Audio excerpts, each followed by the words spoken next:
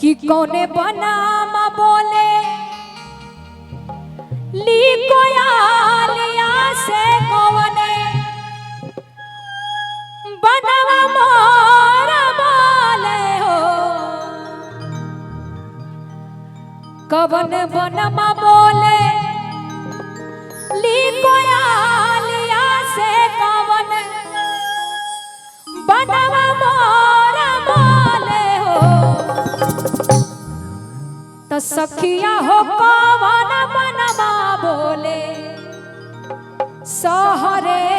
सवात डोली चढ़ के माई है हो तो सखी हो कवन बनवा बोले ले सरे सवात डोली चढ़ के माई है हो। बस माँ का आगमन कल होने वाला है तो सभी लोग मेरे साथ मिलके गाएंगे क्या कवन बनवा बोले ली कोयालिया से कवन बनवा मोर बोले हो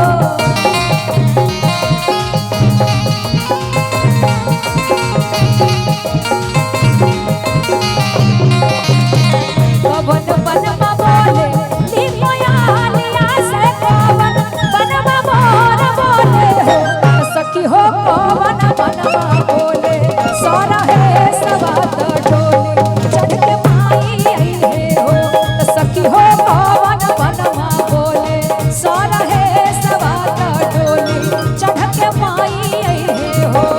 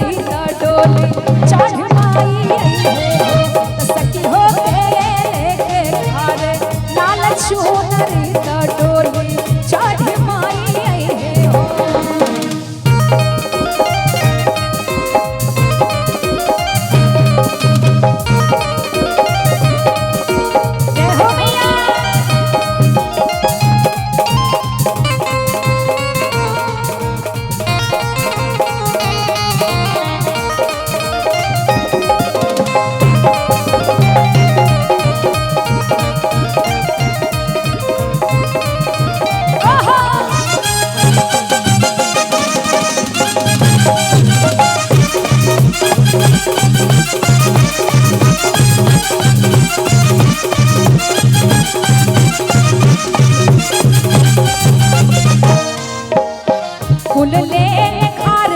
माला होरिया ना दूध ले ग्वाल बरुए हो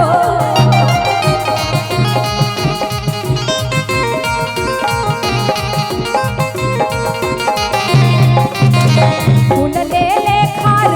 माला होरिया ना दूध ले ग्वाल बरुए हो सखी हो बाभन ले खार लाल चूनरी तो डोली चढ़ माई सखी हो बाभन ले खार लाल चूनरी तो डोली चढ़ माई हो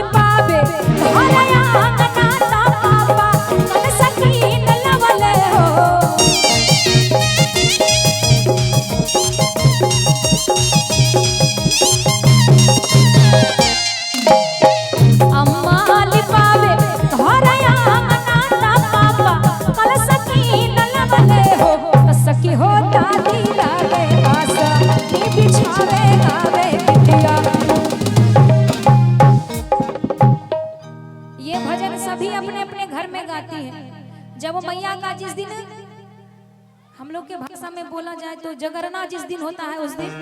सब गाते हैं ना। एक बार पूरा पूरा हाथ उठाइए सभी लोग, उठाइए इधर से भी सारे लोग, पूरे लोग इधर से भी। और तो सखी हो दादी असनी बिछावे ताबे की दिया डोली चढ़